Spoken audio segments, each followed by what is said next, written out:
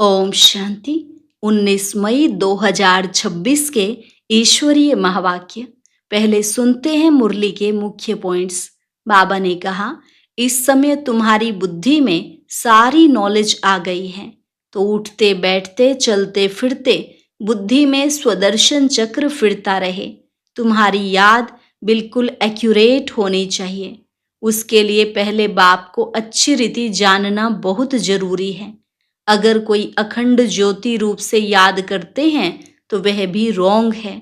फिर बाबा ने कहा, जैसे छोटा बच्चा अपने माँ बाप को याद करता है, उसको जरा भी कोई संशय नहीं होता, ऐसे तुम्हें भी शिव बाबा को याद करना है।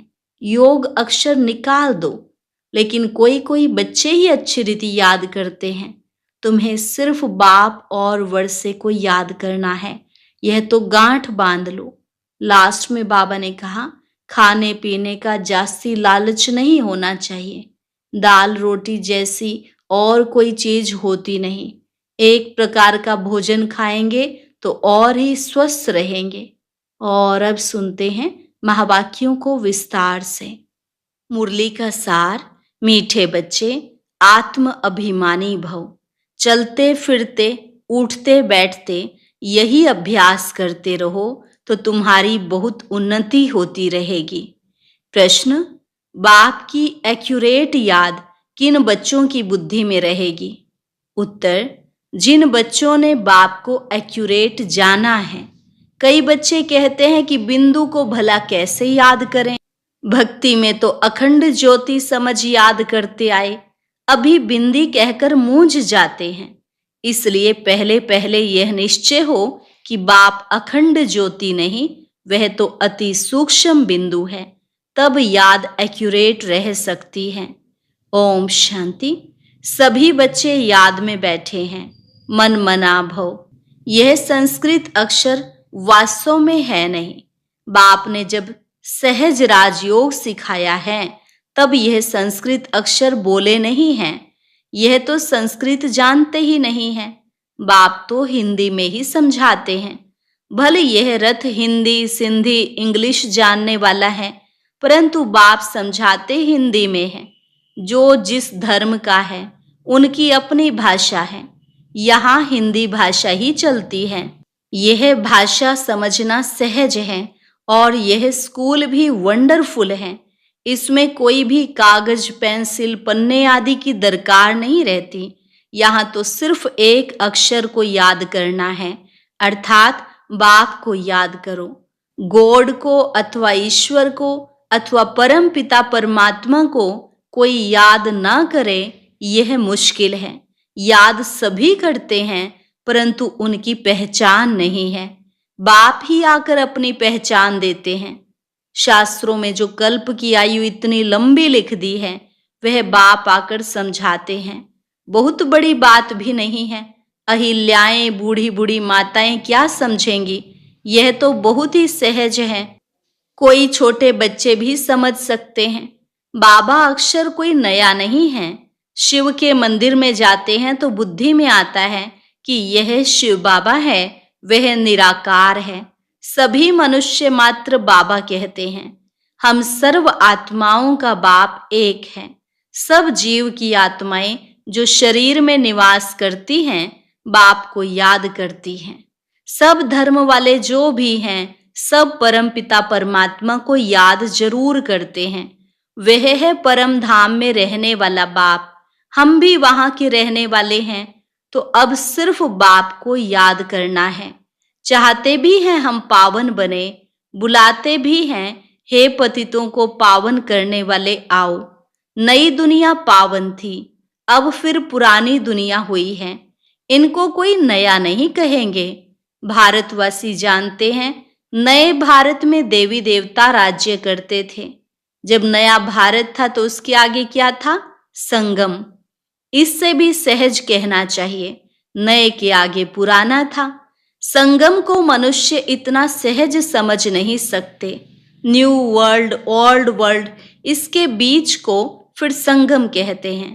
बाप के लिए ही कहते हैं, हे पतित पावन आओ, आकर हमको पावन बनाओ। हम पतित बन गए हैं। नई दुनिया में कोई पुकारेंगे नहीं। अभी तुम्हारी समझ में आ गया है कि यह भारत पावन था। हे पतित पावन आओ। यह तो बहुत समय से बुलाते आए हैं। उनको यह पता नहीं कि पतित दुनिया कब पूरी होगी। कहते हैं शास्त्रों में ऐसे लिखा हुआ है कि अभी 40,000 वर्ष और कलयुग पतित दुनिया चलेगी।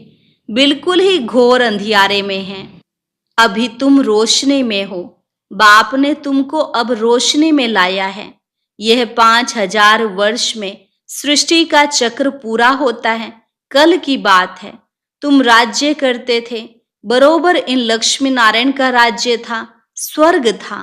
पावन दुनिया में कोई उपद्रव आदि हो नहीं सकता। उपद्रव होता ही है रावण राज्य में। यहां तुमको बाप समझाते हैं। तुम सम्मुख कानों से सुनते हो। कौन सुनते हैं? आत्मा। आत्मा को बड़ी खुशी होती है, हमको बाप फिर से आकर मिला है। बाप से वर्षा लिया था। अब बाप कहते हैं मुझे याद करो। इसमें कोई लिखने पढ़ने की बात नहीं। जब कोई आते हैं तो पूछा जाता है आपका कैसे आना हुआ, तो कहेंगे यहाँ के महात्मा से मिलने। क्यों? तुमको क्या चाहिए? बताओ, कोई भिक्षा चाहिए? सन्यासी हो तो रोटी टुकड़ा चाहिए। सन्यासी किसके पास जाते हैं वह रास्ते में मिलते हैं तो रिलीजियस मनुष्य समझते हैं यह फिर भी पवित्र मनुष्य हैं, इनको भोजन खिलाना अच्छा है। अभी तो पवित्रता भी नहीं रही है। बिल्कुल ही तमो प्रधान दुनिया है। इसमें बड़ी गंदगी है। मनुष्य कितना हैरान होते हैं। यहाँ तो हैरान होने की बात नहीं। बाप कहते हैं लिखने करने की भी कोई बात नहीं है। यह पॉइंट्स आदि भी लिखते हैं धारणा करने के लिए। जैसे डॉक्टर लोगों के पास भी कितनी दवाइयाँ होती हैं, इतनी सब दवाइयाँ याद रहती हैं। बैरिस्टर की बुद्धि में कितनी लॉ की बातें याद रहती हैं। तुमको याद क्या करना है? एक बात, सो भी बड़ी सहज है। तुम कहते हो एक शिव बाबा को याद करो। वह कहते हैं शिव बाबा कैसे आएंगे? यह भी तुम्हारे सिवाय और किसको पता नहीं। ईश्वर कहाँ है? वह तो कहेंगे नाम रूप से न्यारा है, या फिर कह देते हैं सर्वव्यापी है। रात दिन का फर्क हो जाता है दोनों अक्षरों में। नाम रूप से न्यारी तो कोई चीज है नहीं। फिर कह देते कुत्ते बिल्ली सब में परमात्मा है। दोनों एक दो के अपोजिट बातें हो गई ना। तो बाप अपना परिचय दे कहते हैं मुझ बाप को याद करो। गाया भी जाता है सहज राजयोग। बाबा कहते हैं योग का अक्षर निकाल दो, याद करो। जैसे छोटा बच्चा माँ बाप को देखने से ही झट गले लग जाता है। पहले सोच करेगा क्या कि हमारे माँ बाप हैं? नहीं, इसमें सोच करने की बात ही नहीं। तुम्हें भी सिर्फ शिव बाबा को याद करना है। भक्ति मार्ग में भी तुम शिव पर फूल चढ़ाते आए हो। सोमनाथ का मंदिर कितना भारी बनाया हुआ है, जो बाद में मोहम्मद गजनवी ने आकर लूटा था। सोमनाथ का मंदिर भारत में नामी ग्रामी है। सबसे पहले तो शिव की पूजा होनी चाहिए। बच्चों को यह सब नॉलेज अभी बुद्धि में आई है। भल पूजा आदि करते आए हो, परंतु तुमको यह पता नहीं था कि यह जड़ चित्र है।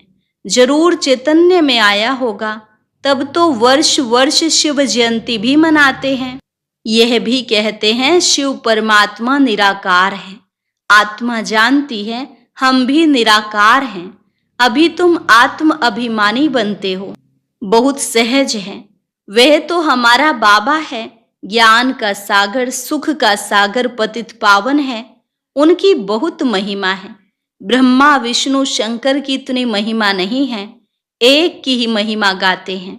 अब तुम बच्चे जानते हो, बाबा आकर हमको वर्षा दे रहे हैं।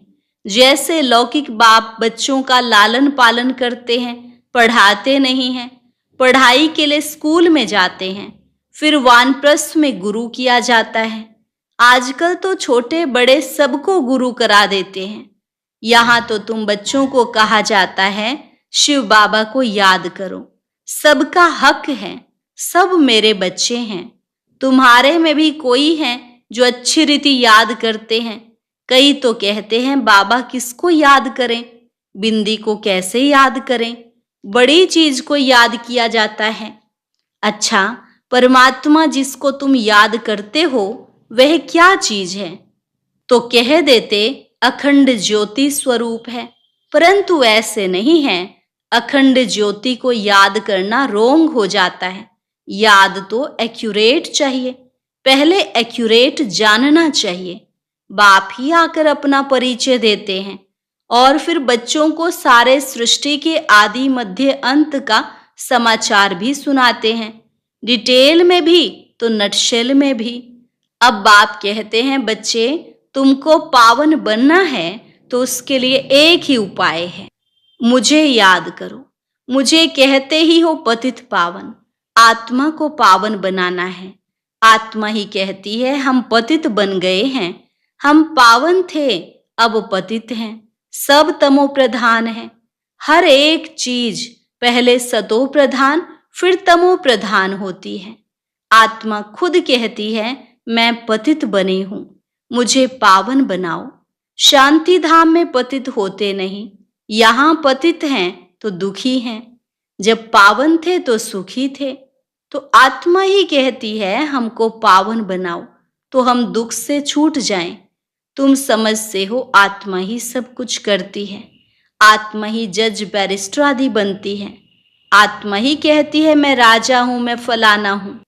अभी यह शरीर छोड़ दूसरा लेना है, इसको कहा जाता है आत्म अभिमानी। देह होते आत्म अभिमानी। रावण के राज्य में देह अभिमानी होते हैं, आत्म अभिमानी अभी ही बाप बनाते हैं। इस समय आत्मा पतित दुखी है तो पुकारती है हे बाबा आओ। यह भी तुम जानते हो ड्रामा प्लान अनुसार पतित से पावन, पावन से पतित बनते आए हैं। चक्र फिरता ही रहता है। अभी तुम्हारी बुद्धि में बैठा है हमारे 84 जन्म कैसे हुए हैं। अभी यह बात भूलो मत। स्वदर्शन चक्रधारी हो रहो। उठते बैठते चलते फिरते बुद्धि में हमको सारी नॉलेज है। तुम समझते हो बेहद के बाप से हम बेहद का वर्षा ले रहे हैं। बाप बच्चों को समझाते हैं कि तुमको एक बाप को ही याद करना है। बाप को याद करना रोटी टुकड़ खाना है बस। मीठे मीठे सिकी लधे बच्चों को बाप घड़ी घड़ी कहते हैं बच्चे पेट के लिए सिर्फ रोटी टुकड़ खाना है। पेट कोई जास्ती खाता नहीं है, 1 पाव आटे का खाता है, दाल रोटी बस। 10 रुपये में भी मनुष्य पेट भरता है तो 10,000 में भी पेट पालते हैं। गरीब लोग खाते भी क्या हैं, फिर भी हट्टे कट्टे रहते हैं। भिन्न भिन्न चीजें मनुष्य खाते हैं तो और ही बीमार पड़ जाते हैं। डॉक्टर लोग भी कहते हैं एक प्रकार का खाना खाओ तो बीमार नहीं होंगे। तो बाप भी समझाते हैं रोटी टुकड़ खाओ, जो मिले उसमें खुश रहो। दाल रोटी जैसी और कोई चीज होती नहीं। जास्ती लालच भी नहीं रहनी चाहिए। सन्यासी लोग क्या करते हैं, घर बार छोड़ जंगल में चले जाते हैं। तत्व को परमात्मा समझ याद करते हैं, समझते हैं ब्रह्म में लीन हो जाएंगे, परंतु ऐसे तो है नहीं। आत्मा तो अमर है, लीन होने की बात नहीं है। बाकी आत्मा पवित्र अपवित्र बनती है। तुमको कितना अच्छा ज्ञान मिला है, तुम ही प्रारब्ध भोगते हो। फिर यह ज्ञान भूल जाता है, फिर सीढ़ी उतरनी होती है। अब तुम्हारी बुद्धि में सारा ज्ञान बैठा हुआ है। हम 84 जन्म कैसे भोगते हैं, यह पार्ट कभी भी कोई का बंद नहीं होता है। यह बना बनाया ड्रामा है जो फिरता ही रहता है। यह कह नहीं सकते कि भगवान ने कब कैसे कहाँ बैठ बनाया, नहीं, यह तो चला ही आता है। वर्ल्ड की हिस्ट्री ज्योग्राफी रिपीट होती ही रहती है। इन बातों को कोई समझ से ही नहीं है। तुम जानते हो हम ड्रामा प्लान अनुसार आए हैं, अब फिर से ड्रामा अनुसार राज्य ले रहे हैं। यह बातें और कोई समझ नहीं सकते। पूछा जाता है ड्रामा सर्वशक्तिमान है व ईश्वर, तो कहते हैं ईश्वर सर्वशक्तिमान है। समझते हैं वह सब कुछ कर सकते हैं। बाप कहते हैं, मैं भी ड्रामा के बंधन में बांधा हुआ हूँ। पतितों को पावन बनाने मुझे आना पड़ता है। तुम सतयुग में सुखी बन जाते हो, मैं भी जाकर विश्रामी होता हूँ परम धाम में। तुम सिर कुल्हे चढ़ जाते हो, तुम्हारी शेर पर सवारी है। तुम जानते हो सेकंड बाय सेकंड जो भी चलता है वह ड्रामा की नोंद है। तुम बच्चों को कितनी अच्छी नॉलेज है। अब सिर्फ बाप और वर्षे को याद करो बस। कागज पेंसिल आदि की कोई दरकार नहीं है। ब्रह्मा बाबा भी पढ़ते हैं, यह तो कुछ रखते ही नहीं हैं। सिर्फ बाप को याद करना है तो वर्षा मिलेगा। कितना सहज है। याद से तुम एवर हेल्दी बनेंगे। यह है धारणा की बात। लिखने से क्या फायदा होगा, यह तो सब विनाश हो जाएगा। परंतु कोई याद रखने के लिए लिखते हैं। जैसे कोई बात याद करनी होती है तो गांठ बांध लेते हैं। तुम भी गांठ बांध लो। शिव बाबा और वर्षे को याद करना है। यह तो बहुत सहज है। योग अर्थात याद। कहते हैं बाबा याद नहीं ठहरती, योग में कैसे बैठें। अरे लौकिक बाप की याद उठते बैठते चलते फिरते रहती है। तुम भी सिर्फ याद करो, बस बेड़ा पार है। अच्छा, मीठे मीठे सिकिल अधे बच्चों प्रति मात पिता बाप दादा का याद प्यार और गुड मॉर्निंग। रूहानी बाप की रूहानी बच्चों को नमस्ते। रूहानी बच्चों की रूहानी बाप दादा को नमस्ते नमस्ते, गुड मॉर्निंग। शुक्रिया बाबा, शुक्रिया। धारणा के लिए मुख्य सार। पहली पॉइंट, स्वदर्शन चक्रधारी बन 84 का चक्र बुद्धि में फिराते रहना है। बेहद बाप को याद कर बेहद का वर्षा लेना है। पावन बनना है। किसी भी चीज की लालच नहीं करनी है। जो मिले उसमें खुश रहना है। रोटी टुक्कड़ खाना है, बाप की याद में रहना है। वरदान, सर्व के दिलों के राज को जान, सर्व को राजी करने वाले सदा विजयी भव। सर्व के दिलों के राज को जान, सर्व को राजी करने वाले सदा विजयी भव।